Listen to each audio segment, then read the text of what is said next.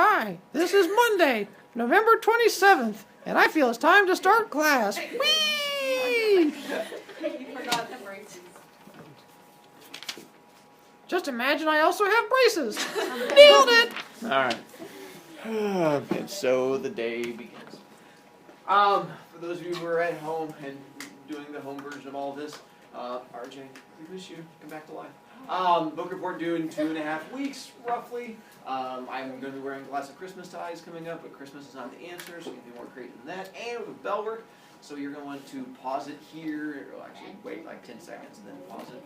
Make sure you do all complete sentences. You're going to read these. We're going to start reading the book together. Before we get to read it, we're going to discuss the themes coming up, sort of, tease all the information going into it.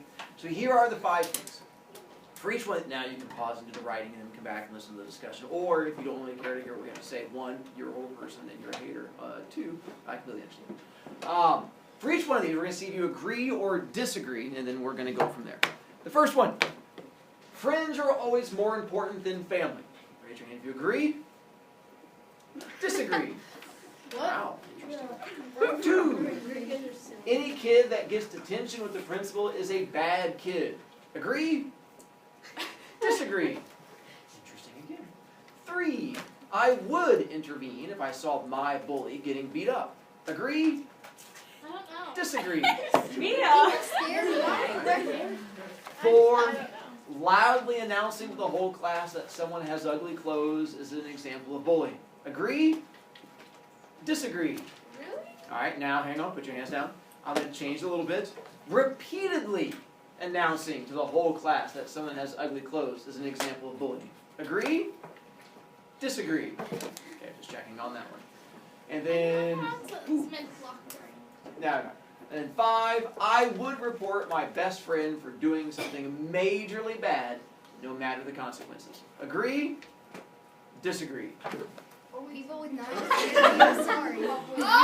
Okay. Well, maybe that's how you find out you need to get new ones. As we get into the book, a little blurb. The book, The Outsiders, how many of you guys know something about the book, either because siblings I've read the book. or something like that? If you've read it, then you'll get to experience it again. Yay. All right. If you know nothing about the book, then yay, I get to experience it with you. If you know something about the book, then yay, I get to experience it with you. Much like with short stories and poetry and things like that, I get control over the things I do. I have to teach novels with you. We're going to do like a total of 3 or 4 novels this year that we have to read together as a class, where you don't get your own choice. Like for a book report, it's one where we read it and discuss it. And this is one that I definitely choose. And so The Outsiders, I read it when I was a kid. It's so old that it was actually written before dinosaurs existed. They had like carve it on stone and like smash it into mud. And that's how they send them around. It was pretty impressive. It's also a time period piece where it's set way back in the 50s, which once again is before I was born. I know, and not like the dinosaur 50s, but like the 1950s. But what it deals with is something that it basically just deals with kids not getting along and some kids being jerks. There were jerks back then.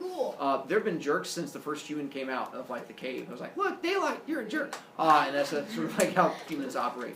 And so it's going to go into that idea, plus the idea of bullying and then getting revenge on people, and then the qualifying of what you think.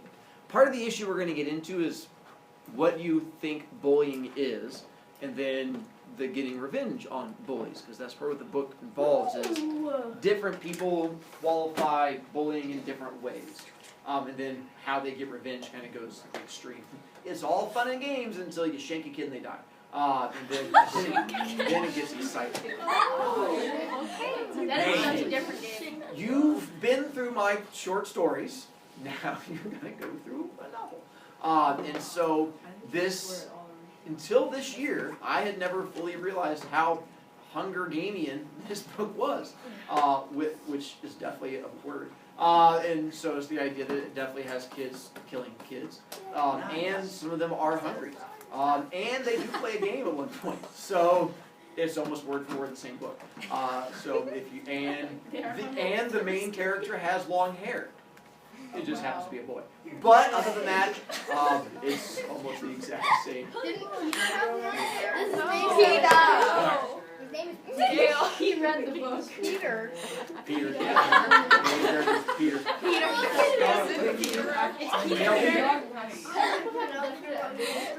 Oh, this book.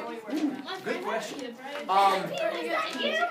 Yes and no about the ending. It is definitely not a Lady and the Tiger ending, but the ending is unique. It does not end how most books end. It actually, much like how Lady and the Tiger ends, it's an ending that gets referenced in many other books. The Outsider's ending is one that you're going to recognize because it gets referenced in other types of books. All that did was confuse me more. Well, just wait till we get to it. Oh, and if you're one of those kids who like just goes and like jumps right and reads the ending of it, it's also not going to help you. It'll just get confusing. Because I have this like, I'm just going to read the last page. and then you read the last page, you go, That meant nothing to me whatsoever. because sometimes that happens with books. Strawn.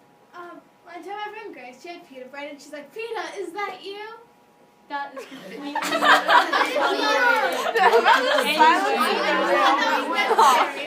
Well, technically, I'm just trying to solve this by Why looking. is he named after Peter? Hey, back here.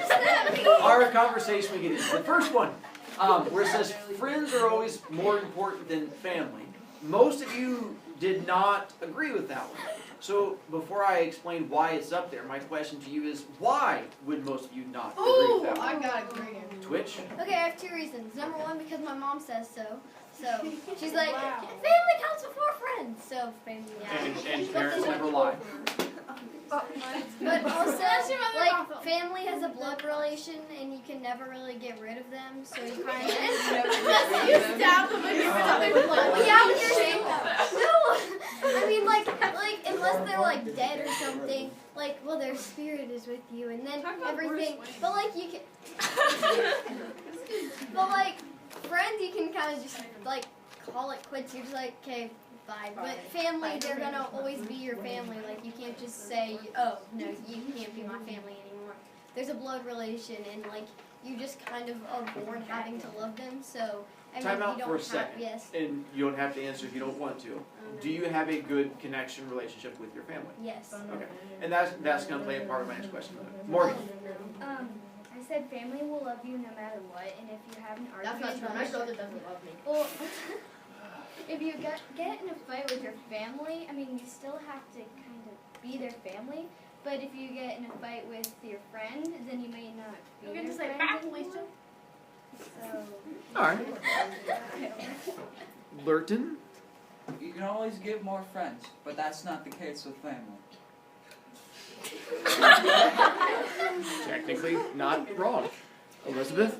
Well, I always actually think that friends are family, except you choose, like, because a friend, if you like have a friend, but then you find out they're not like who you think they are, then you can like say no, I don't want to be your friend anymore. Because I think friends are like people you choose to be part of your family. I'm going to take a time out for a second because the question I asked Twitch and I asked you guys. So one more time on number one, how many of you guys agree with the fact, or say disagree that friends are always more important than families? How many of you guys disagree with that? wait, what was the question you just asked? Just raise your hand. How many of you guys disagree with number one? Okay, now put your hands down for a second. By your own admission, how many of you say you have a strong relationship or connection with your family? Oh, yeah, man. Alright. So part of it is, you can put your hands down, I think there's a connection there, that the fact, and because I see when I do this similar question with my regular kids, sometimes I don't have nearly as many kids who disagree. I think part of it comes from having that strong connection to your family. What you're going to find in the book that we have coming up is that it's going to be about a kid who does not have a strong family connection. And if you don't have a strong family connection and you need someone to be connected to, who fills that role? And so for them, that's where that friend, but for you guys, I'm glad that you have that strong family connection so that you don't have to rely on friends, which are like the family that you get to choose or cut loose in the case maybe you go after. It's just depends. Okay. Go check. Two is a big one I want to get into because if you're going to talk about number one, I got a feeling two will even more.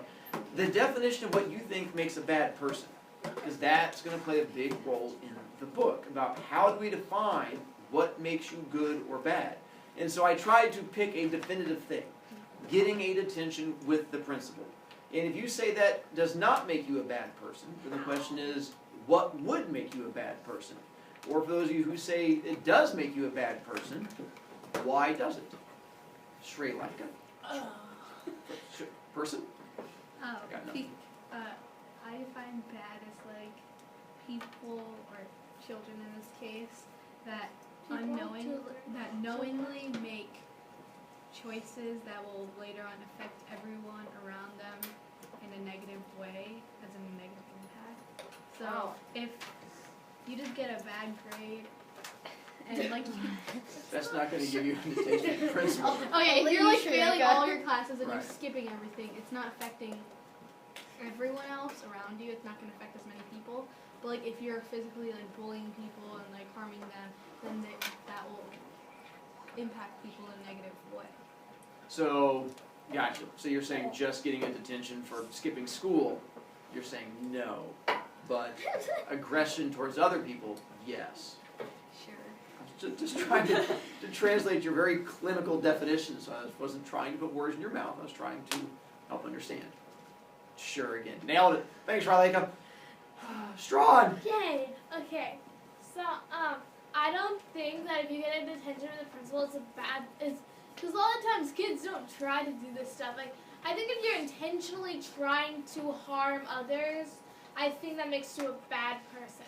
But if you're like, if you were accidentally late to school more than 4 times, me, then, I mean, if you get a detention, I mean, you're not a bad kid. I mean, you just made it, it's just not, you didn't try to do that. If you intentionally try to be late, you're like, I'm going to miss gym, then you are a bad kid. But, Being irresponsible does not make you bad. well, no. What? Alright. Fitz? When you screw up your own life and other people's. So the Sri Lanka idea. I said other people. She was just talking about that person. But she said that if you affect other people, that's what makes you a bad person. Yeah, and yourself. And yourself. That's exactly what you ever. No, it isn't. That's what we're going to find out tomorrow when we start reading. Take off! Run away! I'm in. Bye. See you later. We had a great conversation for some of you.